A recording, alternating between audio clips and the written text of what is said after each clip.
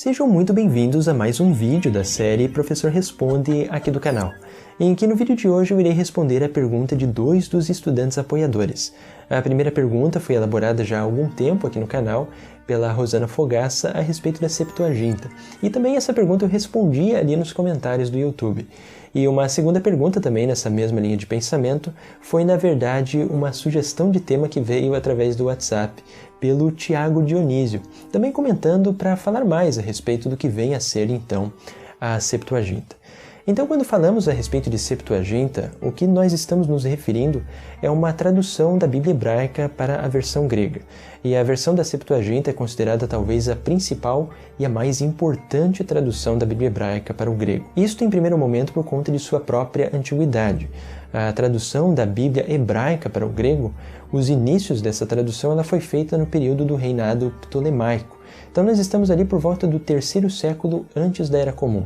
Então são alguns séculos ainda antes de Hillel e Shammai e também ainda antes do próprio Jesus de Nazaré e do nascimento do cristianismo. E algo muito importante também sobre a Septuaginta, especialmente aqueles que estão estudando sobre a história do cristianismo antigo, é porque essa versão da Bíblia em grego, muito do que nós temos de citações daquilo que é chamado de Antigo Testamento, dentro do Novo Testamento, tanto na parte dos evangelhos quanto nas cartas de Paulo, elas são citações provenientes não da tradição ou da versão massorética da Bíblia hebraica, mas sim da tradução grega da Bíblia hebraica que se encontra na Septuaginta. E também algo muito importante na história do cristianismo é que muitos daqueles escritos que vieram após ao Novo Testamento, que são chamados então de escritos da patrística, ou ainda muitas vezes chamados de os padres da igreja, como por exemplo Clemente de Alexandria, Inácio de Antioquia, dentre muitos e muitos outros que vieram antes do Concílio de Nicéia, então nós estamos numa fase do cristianismo chamado de pré-niceno, são também escritos estes que se utilizaram da Septuaginta como uma base para os seus escritos. É claro que aqui não podemos generalizar todos eles como tendo se utilizado a Septuaginta, mas sim a grande e maior parte,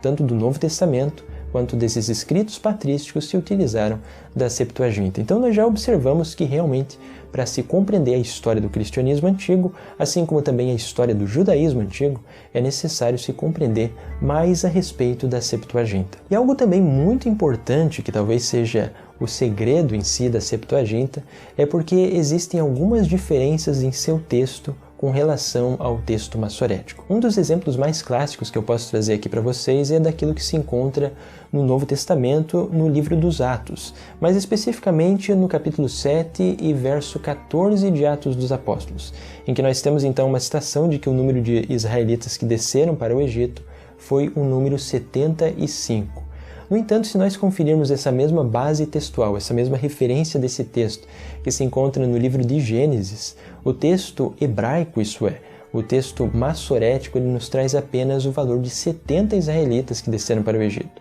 Então aqui é que vem uma seguinte pergunta que talvez até mesmo vocês estejam se fazendo. Será que a Septuaginta então ela está cometendo erros em sua tradução? Ou será que ela esconde talvez algum segredo por trás de seus escritos?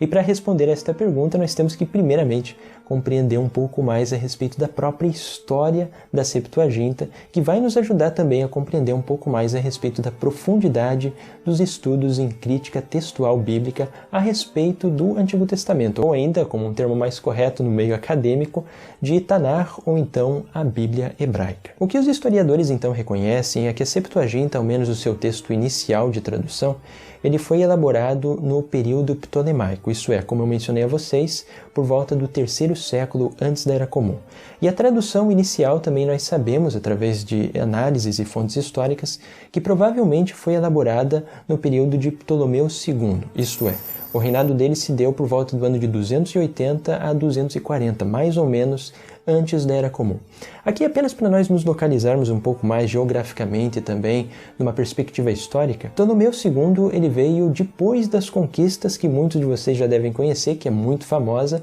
de Alexandre o Grande, de toda a região da Pérsia, também do Egito Antigo, bem como também as conquistas de Alexandre o Grande chegaram até muito próximo lá da região da Índia, em que ele então parou a sua expansão territorial. No entanto, Alexandre o Grande, apesar de ser considerado historicamente como um dos maiores e mais importantes conquistadores de toda a história humana,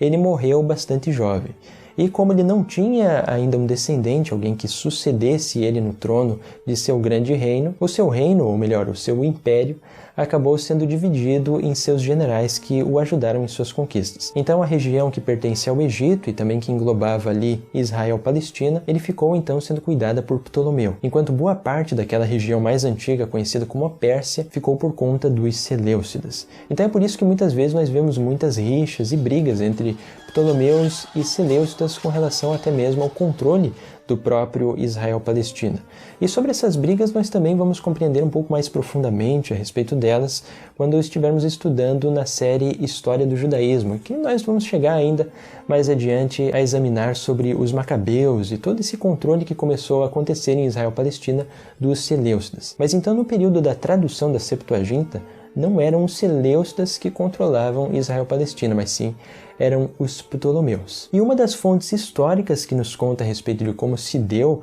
essa tradução da Bíblia hebraica para então a versão grega veio de uma carta chamada de a Carta de Aristeias, ou ainda também chamada de a Carta de Aristeu a Filócrates. Essa carta de Aristeu ela também foi preservada em dois importantes escritos. O primeiro deles vem da própria Antiguidades Judaicas, de Flávio Joséfo, e um outro escrito vem também de Fílon de Alexandria, que preservou essas referências da carta de Aristeu a Filócrates ou ainda da carta de Aristeias. Mas aqui cabe também algo muito importante sobre essa fonte, que na verdade, apesar de ela poder ser utilizada como uma fonte histórica, ela não reflete uma história real, realmente daquilo que aconteceu na tradução da Septuaginta. Ela é muito mais uma fonte um tanto lendária que tem um fundo histórico de verdade. Isto porque ela foi escrita com o objetivo de servir mais como uma propaganda, tanto para judeus quanto para não-judeus, sobre a veracidade e também a respeito da providência divina em torno dessa versão da Bíblia grega, então, que nós temos daquilo que foi chamado de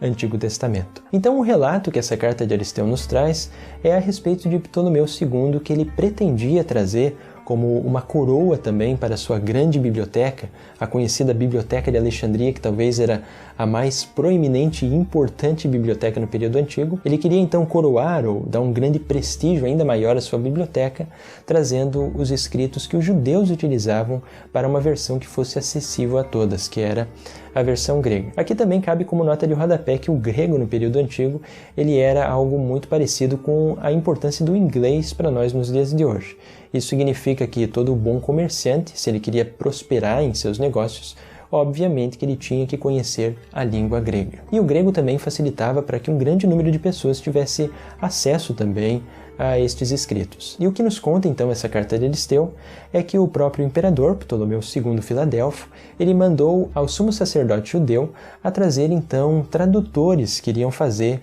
essa tradução da Bíblia hebraica para a versão grega. E esta carta então nos conta que o sumo sacerdote resolveu levar ao imperador que se encontrava ali no Egito ao todo 72 tradutores. E também Fílon de Alexandria, bem como Flávio Joséfo, nos contam de que o número de 72 tradutores era porque o sumo sacerdote resolveu escolher 6 dos maiores sábios de cada uma das 12 tribos de Israel. Então 6 vezes 12 é que dá o total de 72. E aqui que nós começamos a compreender também o porquê que a Septuaginta se chamou então de Septuaginta. Porque é na verdade o significado de 70, que são o número de tradutores responsáveis por essa tradução da Bíblia segundo a carta de Aristeias. Mas além também do número de tradutores, esta carta também nos conta de que os tradutores eles levaram ao todo 72 dias também para poder finalizar essa tradução. E ela foi revista posteriormente também por 72 revisores. Então nós vemos aí que esse número 72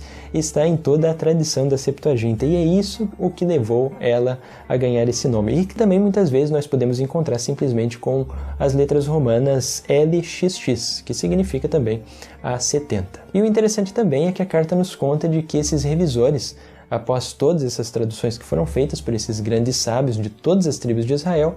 concordaram de que não havia simplesmente nenhum erro nas traduções, que elas foram então traduções do Pentateuco elaboradas de uma forma perfeita. Aqui também cabe acrescentar de que esses 72 sábios eles foram responsáveis primeiramente a fazer uma tradução apenas do Pentateuco. Isso significa que eles traduziram então aquilo que é o mais sagrado no judaísmo: Gênesis, Êxodo, Levítico, Números e Deuteronômio. As demais traduções da Bíblia, elas foram sendo elaboradas gradualmente nos séculos posteriores. Mas além disso, também a carta de Aristeu traz vários outros relatos bem interessantes e magníficos a respeito de toda a proeminência que o Ptolomeu II teve com relação aos 72 tradutores da Bíblia. E isto nós sabemos que foi utilizado realmente esse escrito, que foi elaborado décadas depois de que a tradução do Pentateuco havia concluído, mas especificamente como essa propaganda. Porque sabendo-se de que esses tradutores traduziram ela de uma forma perfeita, segundo a carta de Aristeu,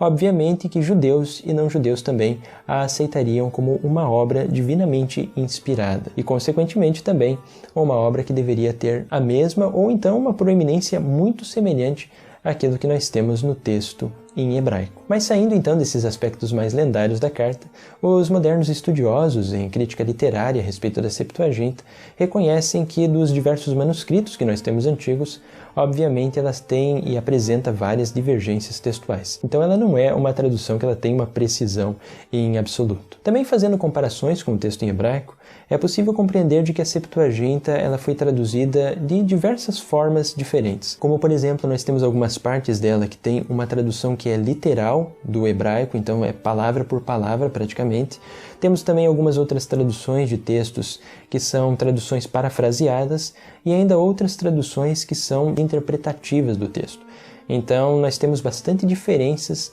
no tipo de tradução em cada um dos textos que foi utilizado para a Septuaginta. Ela não é uma obra que tem uma uniformidade, assim como também não é uma obra que foi feita em pouco tempo, pois, conforme mencionei aqui com vocês, levou bastante tempo para se concluir também os demais livros que farão parte do cânon posterior. Então, boa parte dos historiadores considera que os inícios dessa tradução se deu ali por volta do século III antes da Era Comum, mas as traduções mais finais da Septuaginta foram elaboradas ali por volta do século I antes da Era Comum. Então nós temos aí um certo hiato de tempo de 200 anos até se iniciar a tradução da Septuaginta e se concluir boa parte dos textos, então, que farão parte especialmente do cânon do cristianismo. Aqui também eu ressalto mais especialmente ao cânon do cristianismo, porque houve muitas traduções de textos que se encontram em grego e que existiam também em hebraico e que acabaram não entrando para o judaísmo rabínico. Um exemplo desse é o livro de Tobias, que acabou não entrando para o cânon da Bíblia hebraica.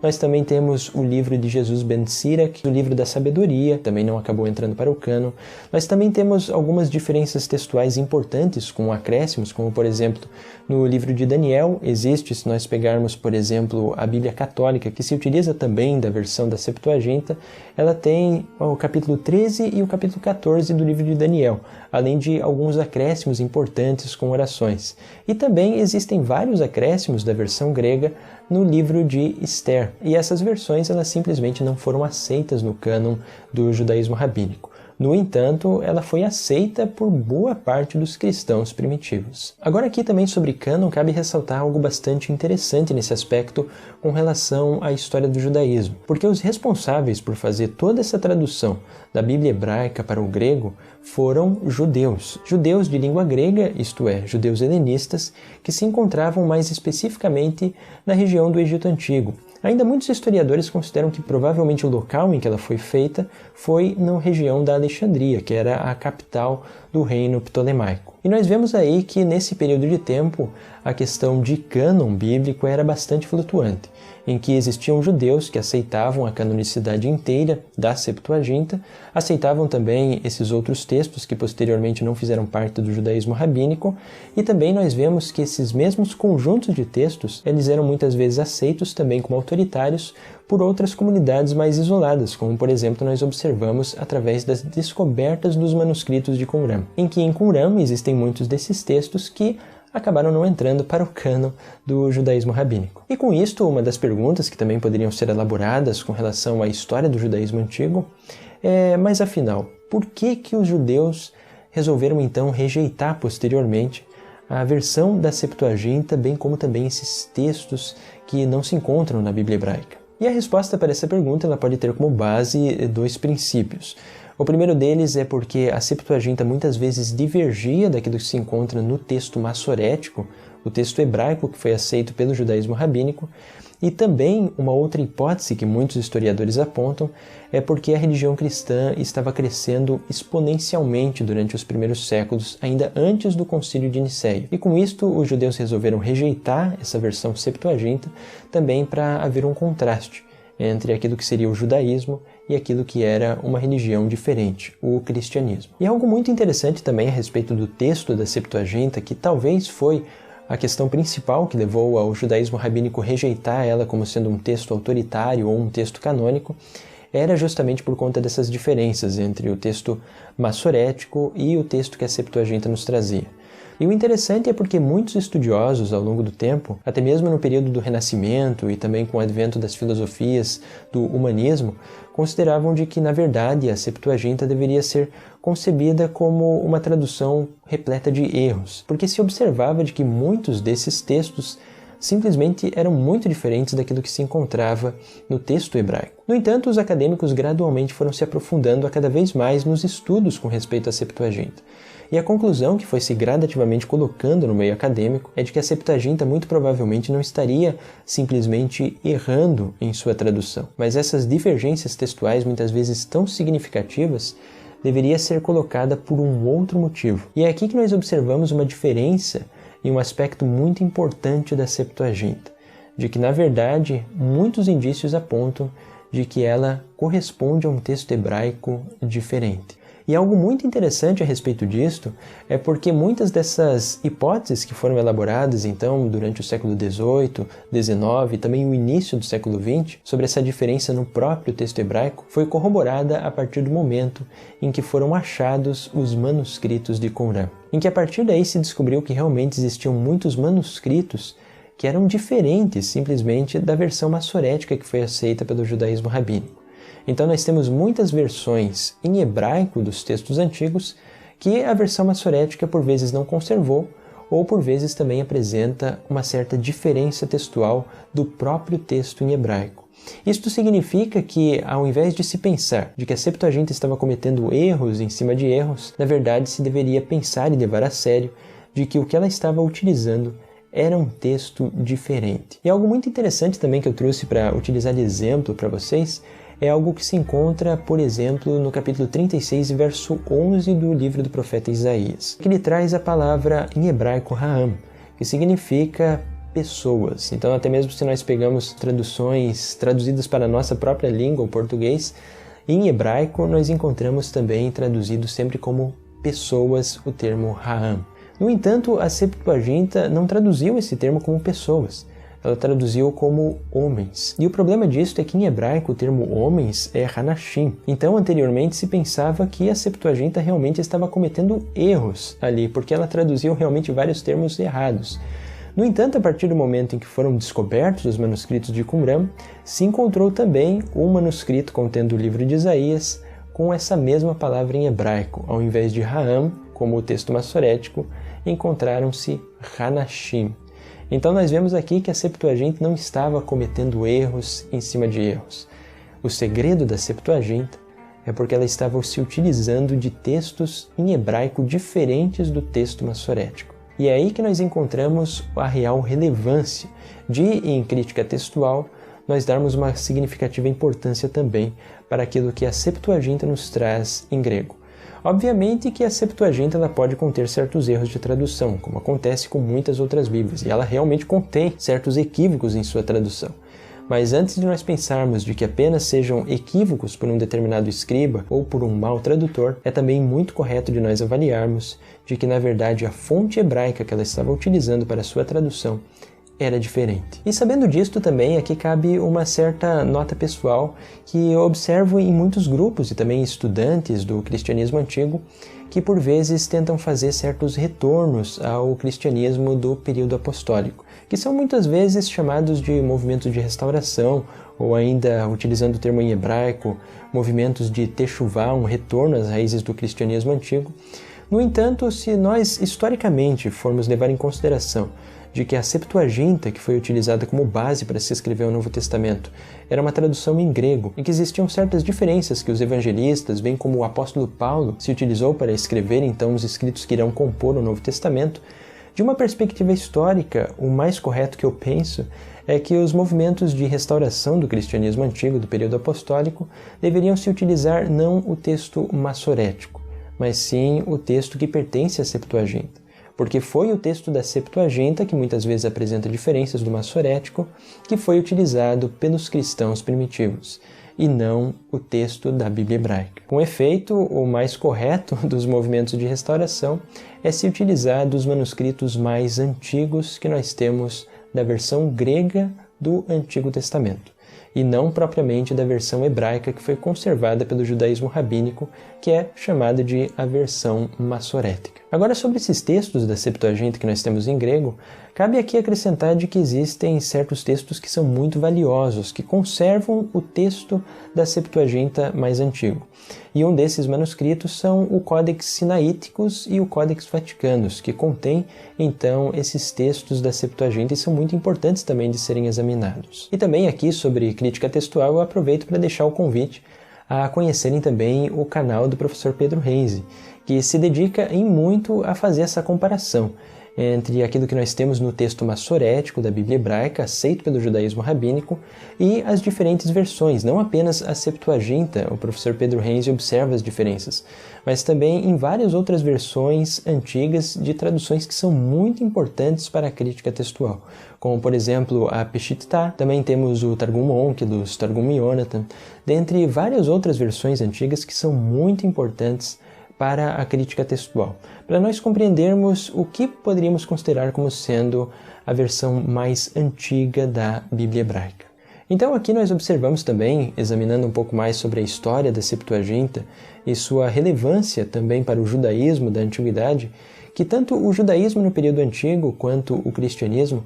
eles na verdade eram religiões basicamente irmãs, e que deveriam, penso eu, até mesmo nos dias de hoje, terem uma conversa a mais entre si, porque ambas essas duas tradições, elas bebem de uma fonte em comum. E esta fonte em comum é toda a tradição bíblica que é tão interessante e rica de ser estudada. Com isso, eu agradeço muito a todos os que acompanharam a mais esse vídeo da série Professor Responde, e um agradecimento também todo especial a Rosana Fogaça e ao Thiago Dionísio, que além de terem dado origem a esse vídeo, também são os apoiadores aqui do canal que ajudam a tornar a todo esse trabalho aqui possível. Também aqueles que quiserem ajudar o canal a crescer e a se desenvolver com cada vez mais qualidade e também com cada vez um maior número de conteúdos, porque é necessário sempre um tempo de dedicação para se elaborar todos os conteúdos daqui. Também convido a conhecerem ali a plataforma do Apoia-se, que está na descrição aqui embaixo do vídeo, para aqueles que quiserem ajudar então o canal a se desenvolver. E além da plataforma do Apoia-se, também convido a conhecerem ali a lojinha do professor, que tem alguns produtos que eu mesmo desenvolvi, que são produtos com o objetivo de também estarem gradualmente contribuindo para que o canal aqui cresça e se desenvolva a cada vez mais e que o conhecimento também possa ser levado a todas as pessoas de uma forma gratuita aqui pelo YouTube. Com isso eu agradeço muito a todos e nos vemos até o próximo vídeo.